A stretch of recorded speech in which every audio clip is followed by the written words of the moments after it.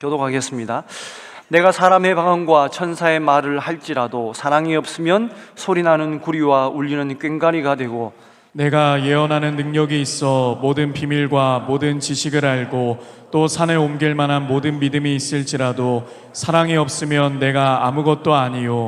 내가 내게 있는 모든 것으로 고지하고 또 내 몸을 불사르게 내줄지라도 사랑이 없으면 내게 아무 유익이 없느니라. 사랑은 오래 참고 사랑은 온유하며 시기하지 아니하며 사랑은 자랑하지 아니하며 교만하지 아니하며 무례히 행하지 아니하며 자기의 유익을 구하지 아니하며 성내지 아니하며 악한 것을 생각하지 아니하며 불의를 기뻐하지 아니하며 진리와 함께 기뻐하고 모든 것을 참으며 모든 것을 믿으며 모든 것을 바라며 모든 것을 견디느니라. 사랑은 언제까지나 떨어지지 아니하되 예언도 패하고 방언도 그치고 지식도 패하리라. 우리는 부분적으로 알고 부분적으로 예언하니 온전한 것이 올 때에는 부분적으로 하던 것이 패하리라. 내가 어렸을 때는 말하는 것이 어린아이와 같고 깨닫는 것이 어린아이와 같고 생각하는 것이 어린아이와 같다가 장성한 사람이 되어서는 어린아이의 일을 버렸노라.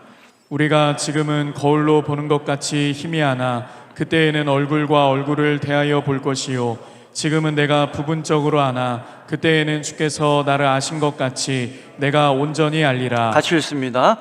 그런즉 믿음, 소망, 사랑 이 세 가지는 항상 있을 것인데 그 중에 제일은 사랑이라. 아멘. 할렐루야. 여러분 어떠셨습니까? 말씀을 읽는 도중에 내 마음속에 그냥 사랑이 확 이렇게 올라오는 느낌이 안 드십니까, 여러분? 제가 교회를 이제 다니고 저희 시골이지만 교인이 꽤 많은 교회였는데 한 2,000명, 시골인데 한 2,000명 됐어요. 그게 이제 중등부 예배를 이제 드릴 때 제가 이제 첫 교회를 다녔을 때 그 예배 때마다 토요일마다 우리는 중등부 예배를 드렸었는데 담임 목사님이 그 교회 담임 목사님이 중등부 예배에 꼭 오셨어요. 오셔가지고 마지막에 뭐 하시냐면 설교는 이제 다른 우리 부목사님들이나 전도사님들 하시는데 담임 목사님 오셔서 했던 거는 뭐냐면 목사님이 항상 성경 구절을 이렇게 그 전주에 이렇게 던져줘요. 이거를 외워와봐 이렇게 얘기를 해요. 그러면 뭐 고린도전서 13장 뭐 갈라디아서 몇 장 뭐 이런 식으로 이렇게 몇 절씩 이렇게 줍니다. 그때 목사님이 그 전주에 고린도전서 13장을 외우면 선물을 주겠다 그래서 아이들이 일주일 내내 그걸 외우는 거예요. 일주일 내내. 저도 외웠습니다. 그래서 딱 외우고 하니까 목사님이 선물을 하나 딱 주는데 조그마한 나무 십장 하나를 딱 줬습니다. 그때는 그게 얼마나 기분이 좋고 반갑던지요. 근데 외우면서 참 은혜를 많이 받았습니다. 일주일 내내 외워야 되니까 그냥 학교 다니면서 또 뭐 일하면서 계속 공부하면서. 근데 진짜 성경 말씀 그런 것 같아요. 말씀을 계속 외우고 또 입에서 되뇌이고 하니까 좀 닮아가는 것 같기도 하고 또 마음이 이렇게 생기는 것 같기도 하고 그렇더라고요, 여러분. 그래서 여러분 내 입에서 무슨 말이 나오냐 이게 내 믿음을 좌우합니다. 내 생각은 뭐 하느냐에 좌우한다니까요. 고린도전서 13장을 쓴 사도 바울은 우리에게 이 말씀을 통하여 그냥 아주 낭만적인 사랑의 얘기를 해주는 게 아니고 제가 여러 번 말씀드리지만 고린도전서는 굉장히 교회 내에서 여러 가지 치열한 성도들 간의 어떤 분쟁 또 교회 내의 분열 이런 것에서 탄생한 책이 고린도전서다라는 겁니다. 앞서 12장에 보면 우리가 흔히 말하는 은사장인데 9가지 은사가 나옵니다. 근데 그 은사를 가지고 서로 교인들끼리 다투고 내 은사가 더 낫니 뭐 이렇게 다투었어요. 그래서 사도 바울이 고린도전서 12장 31절 마지막 절에 이렇게 얘기합니다. 너희는 더 큰 은사를 사모해라. 막 분열하고 있는 은사 가지고 뭐 분열하고 있는 이들에게 너희들은 더 큰 은사를 사모해라 그렇게 얘기를 합니다. 그러면서 내가 가장 좋은 길을 너희에게 보이리라. 그 은사를 인하여 가장 좋은 길을 너희에게 보이리라 하고 31절 말씀을 하고 나서 고린도전서 13장의 사랑장 얘기를 합니다. 그러니까 사도 바울이 말하는 가장 큰 은사는 뭐죠? 사랑이라는 얘기죠. 예언도 아니고 방언도 아니고 병추의 능력도 아니고 사랑이다라는 것입니다. 왜 그렇게 말할 수 있느냐? 결론을 제가 나중에 말씀드릴게요. 여러분, 이 사랑은요 은사이기도 하지만, 가장 큰 은사이기도 하지만 가장 큰 열매입니다. 우리가 갈라디아서 5장 22절에서 23절의 말씀에 우리 같이 한번, 너무나도 잘 아는 말씀인데 22절부터 23절 말씀 두 절 그냥 한꺼번에 같이 한번 읽어보겠습니다. 시작. 오직 성령의 열매는 사랑과 희락과 화평과 오래 참음과 자비와 양선과 충성과 온유와 절제니 이 같은 것을 금지할 법이 없느니라. 아멘. 아멘. 자, 각자의 성령의 열매들은 정말 해석할 게 많고 여러분에게 전해질 말씀들이 너무너무 많습니다. 고린도전서 13장만 가지고도 52주를 했던 목사님도 계시고 몇 년을 같이 하셨던 분도 계세요. 근데 오늘도 마찬가지로, 지금도 마찬가지고 성령의 열매도 9가지가 있지만 그 9가지 각자가 다 의미가 있는데 23절 말씀의 뒷부분이 중요합니다. 이 같은 것을 금지할 법이 없느니라. 다시 말씀드리면 금지하거나 하나도 신앙생활에서 배제해서는 안 된다는 거예요.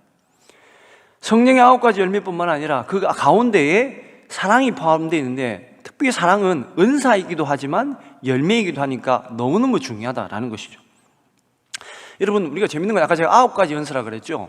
근데 사랑장에 나오는, 고린도전서 13장에 나오는 사랑도, 사랑이라는 단어가 9번 나옵니다. 이 대칭해서 나옵니다. 아주 재밌는 배열이에요.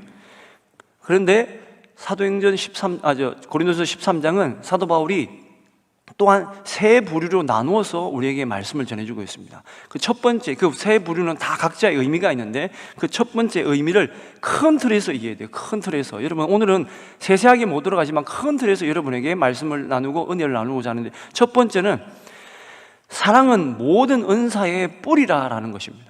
자, 1절부터 3절까지 말씀 다시 한번 읽어보겠습니다.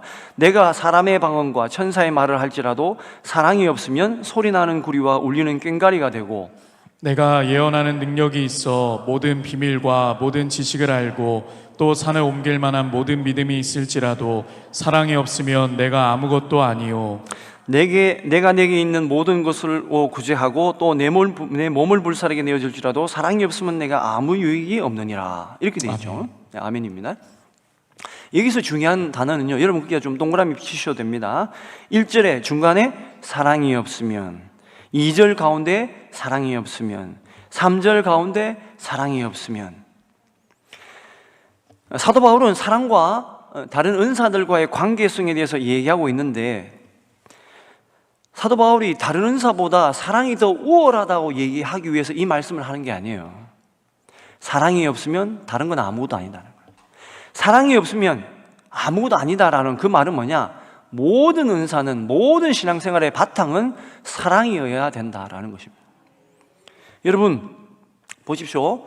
저희가 아이들을 훈육할 때, 혼을 낼 때, 그죠? 애가 죽으라고 미움을 가지고 하는 부모는 아무도 없습니다. 사랑을 가지고 하는 거죠. 사랑을 가지고 하는 겁니다.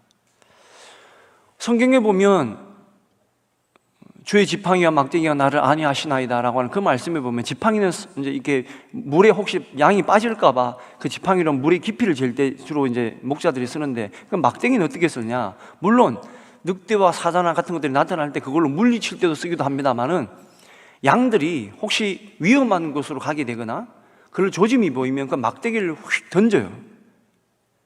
자, 그 장면만, 양이 있는데 목자가 막대기를 던지는 장면만 누가 사진으로 딱 찍었다고 생각합시다. 그러면 사람들이 이렇게 생각하겠지.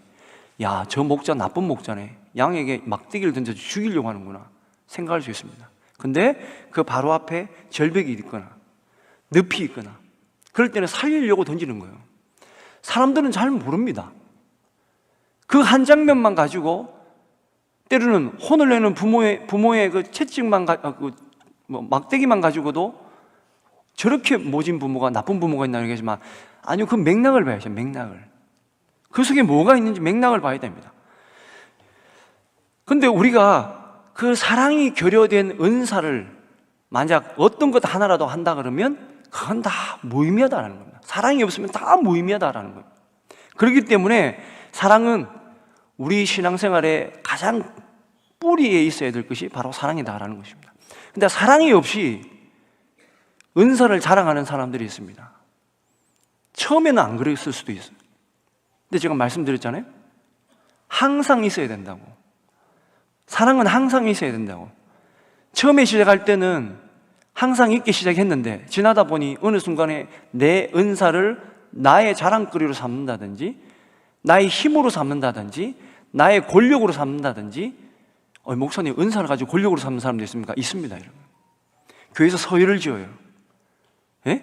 뭐 치료의 은사, 뭐 예언의 은사, 투시의 은사, 이런 사람들이 뭐 높고, 교회에서 그냥 순진하게 그냥 왔다 갔다 하는 사람들, 예? 그냥 말씀 듣고 예배 드리고 봉사하고 하는 사람들은 괜히 믿음이 낳는 것처럼 스스로 아니면 남들이 서열을 지은다니까요. 여러분, 하나님 보시기엔 다 우스운 것입니다. 사랑이 없으면 아무것도 아니다. 여러분, 그걸 기억해야 합니다. 무엇보다도 성도는 사랑에 의해 참된 의미와 가치를 가지고 은사를 써야 되고, 그 진실하지 못한 것을 행할 때 만약에 내가 하고 있다라고 한다 그러면 사랑이 빠진 일로 오히려 하나님께 영광 돌리는 마음이 아닌 다른 목적이 있다고 한다 그런다면 우리는 그것을 지금 당장 중지해야 됩니다. 왜? 그것이 나를 올매이는, 나를 쓰러뜨리게 하는, 나를 마귀의 종노릇하게 만드는 사람으로 바뀐다라는 거죠. 은사를 받았던 그 위대한 사람이 어느 순간에 마귀의 종노릇하고 있다는 거예요. 두 번째는, 사랑은요 4절에서 7절까지 사도 바울이 말씀하시면서 뭐라고 얘기하느냐, 사랑은 반드시 실천적이어야 된다라는 겁니다. 자, 4절에서 7절까지 다시 한번 읽습니다. 사랑은 오래 참고, 사랑은 온유하며, 시기하지 아니하며, 사랑은 자랑하지 아니하며, 교만하지 아니하며, 무례히 행하지 아니하며, 자기의 유익을 구하지 아니하며, 성내지 아니하며, 악한 것을 생각하지 아니하며, 불의를 기뻐하지 아니하며, 진리와 함께 기뻐하고, 모든 것을 참으며, 모든 것을 믿으며, 모든 것을 바라며, 모든 것을 견디느니라. 아멘. 아멘. 예, 15가지의 아주 구체적으로 사도 바울이 얘기하고 있습니다. 이 말씀의 의미는 뭐냐? 사랑은 추상적인 게 아니고 그냥 둘이 남녀가 있어서 사랑 누가 말했나? 예? 이런 감정의 용어가 아니고, 사랑은 굉장히 구체적으로 시기하지 아니하고, 자랑하지 아니하고, 교만하지 아니하는 등등의 구체적인 실천적인 운동성을 가지고 있는 것이다 라는 것입니다, 여러분. 근데 우리가 이 사랑을 얘기할 때, 여러분, 하여튼 이 사랑자는 설교할 게 많지만 오늘 주시는 말씀의 은혜를 생각하자 그러면, 여러분 4절에 맨 먼저 보십시오. 뭐라고 되어 있죠? 사랑은 오래 참고 되어 있죠. 사랑은 오래 참고. 근데 7절의 마지막에 또 뭐라고 되어 있습니까? 모든 것을 견디느니라 되어 있습니다. 그래서 인내와 견딤과 이것이 굉장히 중요하다는 것인데, 근데 여러분, 사랑은 무조건 참는 거라고만 생각하는 분들이 많이 있다라는 거예요. 특별히 성경적인 인내와 참음이 아니라, 우리가 이 말이 우리가 살고 있는 우리 이 동양적인 배경이나 또 타 종교에서 말하는 절대적인 관용, 여기에 우리 기독교의 사랑을 대비시켜서 믿는 사람들이 많고 다른 사람들에게 요구하는 경우가 많다는 거예요. 여러분, 그런 장난 한번 당해보셨나요? 제가 교회 다닌다 그러니까 친구들에게 많이 당했던 장난은 뭐냐면, 저를 막 이렇게 가끔 이렇게 막 때려요. 팍 때립니다. 제가 얼굴이 붉어지잖아요. 그러면, 야, 교회 다니는 사람은 다 사랑해야 되는데 왜 얼굴이 붉어? 왜 화를 내? 이러는 거예요. 그런 얘기 들어보셨어요? 야, 예수생이면 다 참아야지. 그런 얘기 들어보셨어요? 여러분 뭐라고 하십니까? 나는 아직 믿음이 더럽다 이놈 이라고 때려. 예, 물론 그러지 않았습니다만은 그러죠. 사랑은요 무조건 인내함에 있지 않습니다, 여러분. 여기서 말하는 인내는 그런 인내가 아니에요. 이 인내를 바로 이해하려면 6절의 말씀을 5절 뒷부분하고 6절의 말씀을 제대로 알아야 됩니다. 5절 뒷부분에 뭐라고 되어 있냐? 악한 것을 생각하지 아니하고, 6절 말씀, 불의를 기뻐하지 아니하며 진리와 함께 기뻐하고. 불의까지 인내라는 게 아니에요. 여러분, 히틀러가 유대인들 600만 명 죽일 때, 예?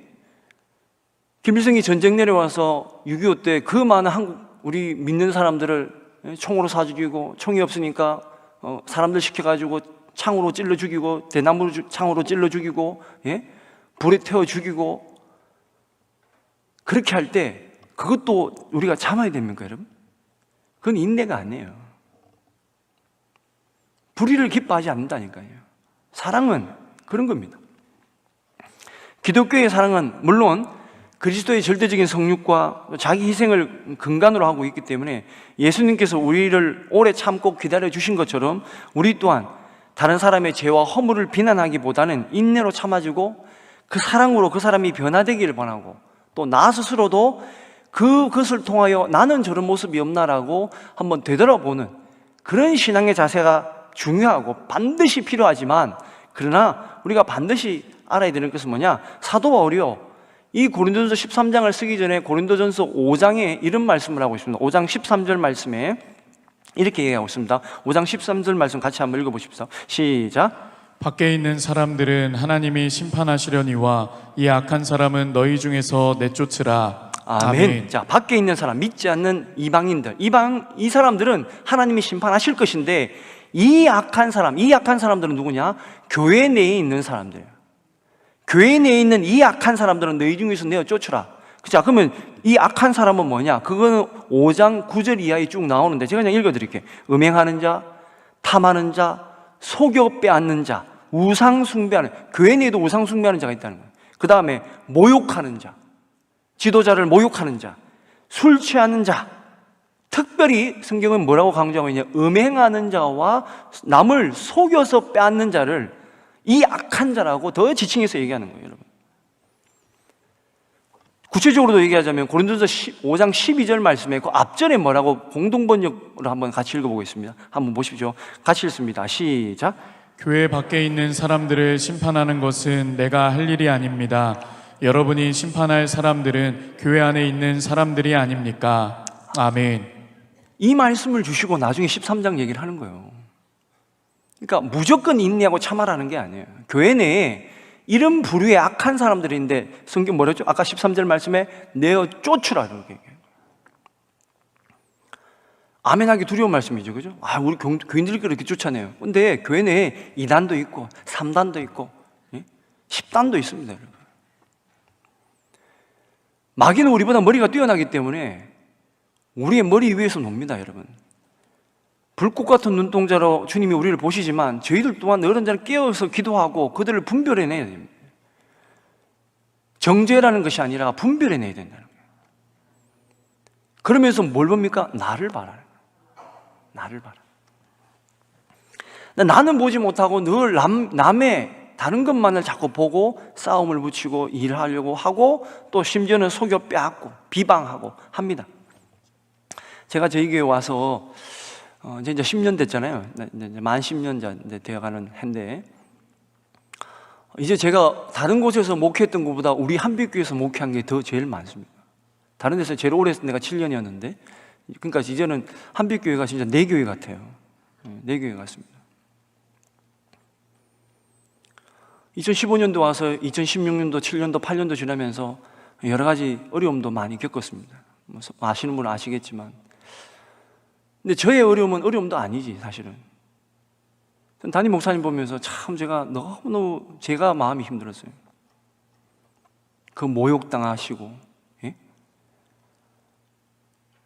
위협당하시고, 어떤 이는 칼 들고 찾아오고 문 차고 주무시는데, 근데 목사님이 1절 아무 말씀 안 하시고 참으시고 했어요. 근데 그런 목사님을 보고 사랑이 없다고 교회를 떠나는 사람을 보고 제가 참 이해를 할 수가 없었어요. 목사님은 한 말씀도 안 하셨어요. 그럼 그게 인내고 사랑 아닙니까, 여러분? 지금까지도 아무 소리 안 하시죠. 그냥 오직 기도만 보고 주님만 바라보고 달려가지 않습니까? 근데 제가 마음이 슬펐는데, 근데 제가 또 언제 또 힘을 얻었냐? 기억하시는 분도 계시겠지만 저희가 2016년도 1월 15일, 16일 날 천안 상록 수련원에서 목자 컨퍼런스 할 때였습니다. 그때 목사님이 설교하시면서 우셨어요. 너무 힘드신지 우셨습니다. 그러자 장로님들, 권사님들, 그 목자들 수백 명이 목사님 설교하는 앞에 쫙 나가서 같이 울면서 기도했습니다. 저는 그때 그 모습을 잊을 수가 없습니다. 제 목회에서도 내 일은 아니지만, 사실은 내가 담임자가 아니기 때문에 내 일은 아니지만, 그때 그 모습을 보면서 아, 우리 한빛교회는 소망이 있다. 우리 한빛교회 소망이 있다. 물론 시끄럽게 하고 반대하고 속이는 자 있고 빼앗는 자 있고 악한 마음을 가진 자 있지만, 우리 한빛교회는 소망이 있는 것은 같이 눈물을 흘리면서 기도해 줄 수 있는 기도의 동력자들이 있음에 희망이 있다. 그렇게 봤습니다. 여러분, 교회가 크다고 희망이 있는 게 아닙니다. 여러분, 믿는 자들, 사랑 안에 그 바탕을 두고 있는 자들, 그런 자들이 교회를 움직여가고 세상을 움직여가고 기도로 세계를 변화시킬 수 있는 자들이다라는 것입니다. 여러분, 진리를 위한 발걸음이 아니라 불의와 싸움을 포기한 세속화를, 그것을 인내로 생각하시면 안 돼요. 여러분, 사랑은 결코 불의를 기뻐하지 않습니다. 하나님을 믿는 성도들은 불의를 기뻐하지 않아야 됩니다. 왜? 우리는 진리이신 하나님으로 인해 기뻐해야 되기 때문에 그렇습니다. 여러분, 하나님의 인내는 끝이 있습니다. 여러분, 하나님의 인내는 끝이 있습니다. 여러분, 그걸 반드시 기억하셔야 돼요. 지금은 하나님이 인내하시고 참아주시지만 끝이 있습니다. 하나님이 오시는 그날에는 끝이 있습니다. 내 개인적으로도, 여러분 개인적으로도 하나님 앞에 끝이 있습니다. 그걸 기억해야 되십니다. 고린도서 9장 12절 말씀, 언제까지인가 12절 말씀 같이 읽습니다. 시작. 다른 이들도 너희에게 이런 권리를 가졌거든 하물며 우리일까 보냐. 그러나 우리가 이 권리를 쓰지 아니하고 범사에 참는 것은 그리스도의 복음에 아무 장애가 없게 하려 함이로다. 아멘. 아멘. 그리스도의 복음에 아무 장애가 없는 그때까지입니다. 그 장애하고 막고 싸우고 교회를 시끄럽게 하는 사람들이 차고 넘칠 때는 우리는 진리를 가지고 싸워야 됩니다. 싸워야 돼요. 아까 5장에 뭐라고 되어 있죠? 네, 쫓으라고 해요. 왜 그런 줄 아십니까? 내 개인이면 관계없지만 다른 성도들이 고통당하고 아파하기 때문에 그렇습니다. 그 특별하게 은사를 가졌다는 사람이 교회를 시끄럽게 하면 내쫓아야 돼요. 왜? 다른 사람들이 상처받아요. 많은 어린 양들이 상처받아. 그 양 한 마리 때, 그 염소 한 마리 때문에 그래서 쫓아내야 됩니다. 그 이리 같은 사람들 때, 늑대 같은 사람을 쫓아내야 된다. 근데 인내하고 때로는 또 인내해야 됩니다. 참, 이게 그러니까 견디기 힘들죠. 사랑은, 그러니까 제가 말씀드렸잖아요, 처음에. 고린도전서 13장은요, 그냥 낭만적인 시가 아니라 고린도 교회의 그 상황 때문에 아주 치열한 가운데서 하나님이 영으로 사도 바울에게 부어주셔서 쓴 책이 고린도서 13장이다라는 것입니다. 자, 그럼 세 번째, 그 이후에 8절 이후에 사랑은 그러면 세 번째인데 영원히 지켜야 될 원칙이다라는 것입니다. 자, 사도 바울은 모든 은사들이 일시적이며 불안하지만 사랑은 영원하다 얘기를 합니다. 베드로후서 제가 그냥 읽어드릴게요. 사랑은 소멸될 수가 없어요. 소멸되지 않습니다. 사랑의 실천은 하나님의 성품에 참여하는 것이기 때문에 소멸될 수가 없는데, 베드로후서 1장 4절에서 11절 말씀에도 보면 사도 베드로가 하나님의 사람, 하나님의 믿음을 가진 사람들이 어떤 성품을 가져야 되는지 쭉 얘기하면서 거기에 7절에 이런 말씀이 있어요. 경건의 형제의 우애를, 형제의 우애에 사랑을 더해라, 이렇게 얘기했어요. 그리고 9절 말씀에 이런 말씀이 있습니다. 이런 것이 없는 자는 맹인이라. 멀리 보지 못하고 그의 옛죄가 깨끗하게 된 것을 잊었느니라. 10절. 그러므로 형제들아, 내가 더욱 힘써 너희 부르심과 택하심을 굳게 하라. 너희가 이것을 행한 적 언제든지 실족하지 아니하리라. 11절 말씀. 이같이 하면 우리 주 예수 그리스도의 영원한 나라에 들어감을 넉넉히 너희에게 있으리라. 이렇게 말씀하고 있습니다. 여러분, 우리가 여기서 기억해야 될 것은 사도 바울이 고린도전서와 갈라디아에서 동일하게 사랑과 절제를 강조하지만 베드로도 말씀의 절제와 사랑을 같이 강조하고 있다는 것입니다. 은사를 가지고 있어도 그 은사를 절제하지 못하면, 여러분, 잘못하면 실족합니다. 우리가 이 사랑을 넉넉히, 또 그 은혜와 구원을 넉넉히 받으려면 사랑은 언제나 모든 순간, 매 순간마다 놓치지 아니하고 우리의 삶의 근간에, 처음에 그러죠, 뿌리가 되어야 된다고, 항상 있게 만들어야 된다라는 것입니다. 왜 그런지 아십니까? 그 왜 그러냐? 가장 큰 중요한 것은 뭐냐? 바로 하나님이 사랑이시기 때문에 그렇습니다. 그래서 내가 사랑하면, 오늘 설교의 제목이 그러죠, 사랑함에 감사하자. 왜? 사랑할 수 있다라고 말은 뭐냐면 그 사랑이신 하나님이 내 속에 있다라는 증거다라는 것이기 때문에. 그러기 때문에 감사한 거예요. 내 마음속에 사랑하는 마음이 생기지 않고 사랑하는 마음이 없다라고 하면 하나님이 계시지 않다라는 거예요. 세상에 이거보다 더 불행한 사람이 없습니다. 내가 큰 능력과 큰 지식과 큰 무슨 기적을 행하는 그것이 없다 할지라도 다른 이들과 하나님에 대한 사랑이 내 마음에 그냥 점잖게만 있어도 여러분 그 안에 하나님이 계시기 때문에 그 어떤 능력을 가진 사람보다 그 사람이 복된 사람입니다. 왜? 예수님께서 요한복음의 15장에 말씀하신 것처럼 너가 내 안에 내가 너 안에 있는 가장 복된 성도의 삶의 자리에 있는 사람이 바로 그 사람이기 때문에 그렇습니다. 말씀을 맺습니다. 사랑하는 여러분, 우리가 주님 말씀에 순종하며 투정부리며 사랑받기만을 요구하는 그런 어린아이가 아치 아니하고 그러잖아요. 내가 그 어린아이의 습성을 버렸다, 어린아이 습성을 버렸다. 그래서 내가 장성한 사람이 되겠다. 그것은 바로 믿음, 소망, 사랑을 잃지 아니하고 그 중에서 제일은 사랑임을 잃지 아니하고 달려가는 그 사람에게 그 장성한 분량의 신앙이 임하여진다라는 것입니다. 사랑하는 한빛교회 여러분, 여러분의 신앙은 더 잘하셔서 은사 있는 어린아이 같은 신앙에서 자랑치 말고 하나님을 내 마음속에 모시고 있는 사랑으로 여러분 장성한 분량에 이르셔서 복된 하나님의 자녀, 하나님 백성 되시기를 오늘 하루 가운데 있으시기를 간절히 축원드립니다.